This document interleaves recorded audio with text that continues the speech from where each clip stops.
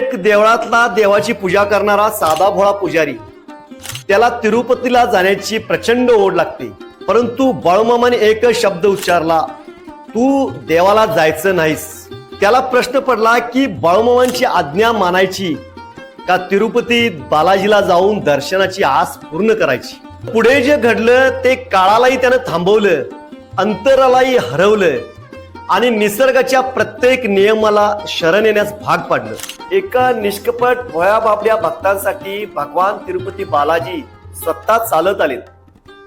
होय, सद्गुरू बाळूमामाने अशी कोणती कृपा केली की त्या भक्ताला बसल्या जागी तिरुपती बालाजीचं दिव्य दर्शन झालं. तर हे कसं शक्य आहे?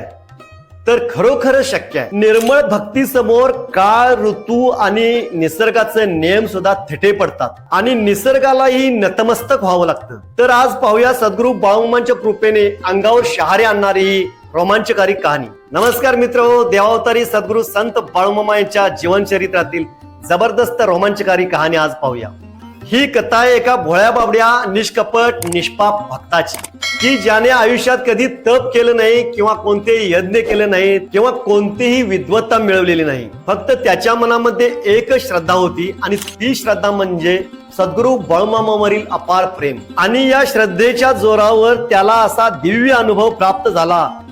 हे ऐकून आपणा सर्वांच्या अंगावर रोमांच उभे राहतील. तर मित्र, कर्नाटक राज्यातील विजापूर जिल्ह्यातील मुधोळ तालुक्यातील व्यंकटापूर एक म्हणून गाव आहे.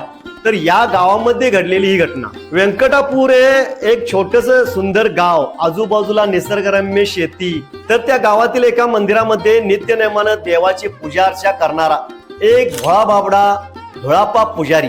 पण भोळा बाबडा हा धुळापा पुजारी परिस्थितीनं फारच गरीब होता, परंतु मनानं बाकी प्रचंड श्रीमंत होता. धुळाप्पा पुजारी सकाळी लवकर उठत असे, मंदिरामध्ये झाडलोट करत असे, देवाला स्नान घालत असे, देवाला फुले वाहित असे, देवाची आरती करत असे आणि दिवसभर देवाच्या नामस्मरणामध्ये तल्लीन राहत असे. त्याला कधी कोणाचा हेवा वाटला नाही किंवा त्यानं कुणाचा कधी द्वेषही केला नाही. लोक त्याच्या साध्यापणाला हसायचे, परंतु तो कधीही कुणावर रागवला नाही. परंतु धुळापाचं सद्गुरू बाळूमामांच्यावर अपार प्रेम.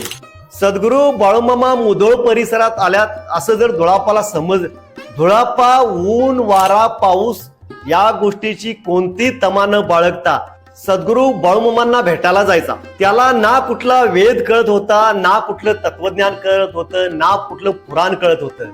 फक्त एकच गोष्ट त्याला कळत होती की माझं सर्वस्व म्हणजे सद्गुरू बाळूमामा. असेच नोव्हेंबर डिसेंबरच्या दरम्यान सद्गुरू बाळूमामा मुधोळ भागामध्ये गेल्यानंतर ही बातमी धुळापाच्या कानी पडली आणि धुळापा कित्येक किलोमीटर पायपीट करीत सद्गुरू बाळूमामांना भेटायला गेला.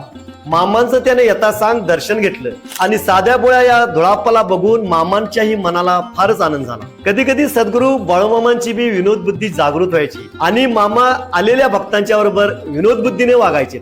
मामांच्या धुळापा बरोबर अशाच गप्पा गोष्टी चालू असताना मामा अचानक धुळापाला म्हणालेत, अरे धुळापा, मला आंबे खायची इच्छा झाली, माझ्यासाठी तू आंबे आणशील काय? धुळापाने हे मामांचं बोलणं ऐकल्यानंतर धुळापाला आश्चर्याचा धक्काच बसला. कारण मामांना आता नको त्या ऋतूमध्ये आंबे खायची इच्छा झाली आणि आता आंबे आणणार कोठून? ह्या मोसम मध्ये आंब मिळणं म्हणजे अशक्य कोटीतील गोष्ट होती. तो हसतच मामांना म्हणाला, अहो मामा, माझी तुम्ही काय चेष्टा करताय? तुम्हाला जर फळच हवे असतील तर मी पेरू आणतो, केळे आणतो, परंतु आत्ता आंबे मिळणं म्हणजे अशक्य कोटीतील गोष्ट आहे. त्यावर मामा धुळापाला म्हणालेत, नाही धुळापा, मला आंबेच पाहिजेत. हे ऐकून धुळापा पुरा गोंधळून गेला, कारण मामांची आज्ञा आहे, मला आंबे पाहिजेत. काय करावं त्याला काहीच कळना. धुळापाचा चेहऱ्यावरील गोंधळ मामाने बघितला आणि मामा धुळापाला म्हणालेत, अरे तुला आंबे आवडतात काय? त्यावर धुळापा म्हणाला, अहो मामा, आंब कुणाला आवडत नाहीत. आंब न आवडणारा माणूस शोधून सुद्धा सापडणार नाही आणि मला तर आंब फारच आवडतात. त्यावर मामा हसलेत आणि मामा म्हणलेत, इकडे ये. आणि मामाने धुळापाला जवळ बसवलं आणि मामाने जमिनीवर हलकेच काठीनं 3 वेळा प्रहार केला.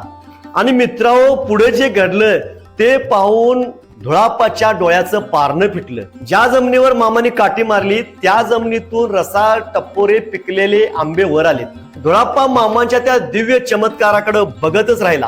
धुळापाचा या गोष्टीवर विश्वासच बसेना, परंतु मामाने आपल्या हातानं धुळापाला आंबे दिलेत आणि धुळाप्पा आणि मामाने त्या अमृता समान आंब्यांचा मनसोक्त आस्वाद घेतला. मित्रांनो, नोव्हेंबर महिन्यामध्ये परिपक्व आंबे मिळणे म्हणजे अशक्य कोटीतील गोष्ट आणि सामान्य माणसाच्या आवाक्याबाहेरचं, परंतु हा दिव्य चमत्कार सद्गुरू बाळूमामांनी करून दाखवला.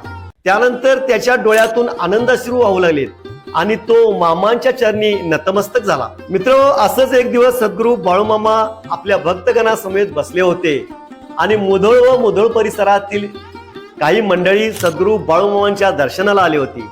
तर त्यामध्ये काही मान्यवर होती, काही वकीलही होते. तर ती मान्यवर मंडळी आणि वकील हे तिरुपती बालाजीला जाण्यासाठी सद्गुरू बाळूमामांचा आशीर्वाद घ्यायला आलेले होते. त्यांनी सद्गुरू बाळूमामांचं दर्शन घेतलं आणि जाता जाता ती धुळापाला म्हणालीत, अरे धुळाप्पा, आम्ही तिरुपती बालाजीला निघालोय, येणार का आमच्या बरोबर? धुळाप्पाने लगेच आनंदाने सद्गुरू बाळूमामांच्याकडे पाहिलं. बाळूमामा अर्थातच आपल्याला जा म्हणतील अशी धुळाप्पाची अपेक्षा होती, परंतु सद्गुरू बाळूमामा म्हणले, तू जाऊ नकोस. असं म्हणताच धुळाप्पा त्यांच्या समेत जायचा थांबला. त्यानं कोणतीही तक्रार केली नाही, कारण गुरूंची आज्ञा म्हणजे परमेश्वराची आज्ञा. दुसऱ्या दिवशी सकाळी ठरल्याप्रमाणे ती सर्व मंडळी तिरुपती बालाजीला गेलीत आणि धुळाप्पा मात्र सद्गुरू बाळूमामांच्या सेवेसाठी हजर राहिला. धुळाप्पाला पाहून मामा हसत म्हणाले, अरे धुळाप्पा, तू गेला नाहीस व्यंकटगिरीला? त्यानंतर धुळाप्पा म्हणला, देवा तुमची परवानगी नाही आणि मी देवाला कसा जाऊ, आणि जरी मी तिरुपतीला गेलो तर मला दर्शन होईल काय? हे धुळाप्पाचं शब्द ऐकून मामांच्या डोळ्यामध्ये अपार प्रेम दाटून आलं. मामांनी ओळखलं की हा भक्त देव पाहण्यासाठी आतुर आहे, परंतु आपल्या गुरुची आज्ञा त्याहूनही श्रेष्ठ जाणतो आणि अशी भक्ती फारच दुर्मिळ असते हे मामाने जाणलं. आणि मामा धुळाप्पाला म्हणाले, अरे धुळाप्पा, आज तुला बालाजीला जायची काही गरज नाही, साक्षात बालाजीच तुला दर्शन द्यायला इथं येतील बघ. मामांचे बोलणं ऐकून धुळाप्पाला काहीच समजेना. तो मामांच्याकडे एकटक बघतच राहिला. त्यानंतर सद्गुरू बाळूमामा धुळाप्पाला म्हणाले, धुळाप्पा, डोळे झाक आणि माझी आज्ञा झाल्याशिवाय डोळे उघडायचे नाहीत. मामांची आज्ञा होताच धुळाप्पाने डोळे झाकलेत आणि त्यानंतर वातावरणामध्ये एक शांतता निर्माण झाली आणि सद्गुरू बाळूमामा गंभीर झालेत. धुळाप्पाला मामाने सांगितले, धुळाप्पा आता डोळे उघड. आणि धुळाप्पाने डोळे उघडताच त्याचं हृदय जोरात धडधडू लागलं. रत्नजडित सिंहासन, सुवर्ण किरीट, शंखचक्र, गदा, पद्म आणि मध्ये स्वतः भगवान श्री बालाजी. संपूर्ण परिसर मित्रहो दिव्य तेजाने झळकत होता आणि जणू स्वर्गच पृथ्वीवर अवतरला होता. हे दृश्य पाहून लगबगीनं धुळाप्पानं बालाजीच्या चरणावर मस्तक टेकवलं. त्याच्या डोळ्यातून अखंड अश्रूचा महापूर वाहत होता. तो बोलत नव्हता, फक्त रडत होता आणि ते रडू होतं परमोच्च आनंदाचे. त्यानंतर धुळाप्पानं वरती पाहिलं आणि हळूहळू बालाजीचं रूपांतर सद्गुरू बाळूमामा मध्ये झालं. तर मित्रांनो, सद्गुरू बाळूमामा धुळाप्पाकडे प्रेमाने बघत हसत होते. धुळाप्पा पुरता समजून चुकला आणि देवा म्हणून जोरात ओरडला आणि सद्गुरू बाळूमामांच्या चरणी कोसळला. आणि मामा धुळाप्पाच्या डोक्यावर हात ठेवून म्हणाले, अरे भक्ती जर खरी असेल तर देवाला शोधाय जायला लागत नाही, देवच तुम्हाला शोधित येईल बघ. तर मित्र, धुळाप्पा काही श्रीमंत नव्हता, विद्वान नव्हता किंवा तपस्वी नव्हता, तर त्याच्याकडे एकच श्रीमंती होती, ती म्हणजे सद्गुरू बाळूमामांच्यावरली अपार श्रद्धा. आज आपण देवाकडे मागण्यांची यादी घेऊन जातो, परंतु जिथं देवावर अखंड श्रद्धा असेल तिथं अशक्यही शक्य होतं. तर मित्र, आजचा सद्गुरू बाळूमामांच्या जीवनातील प्रसंग तुम्हाला कसा वाटला नक्कीच कमेंट करा. आणि अशाच प्रेरणादायी आणि चमत्कारिक संत कथा पाहण्यासाठी आमच्या चॅनेलला नक्कीच सबस्क्राईब करा. जय बाळूमामा.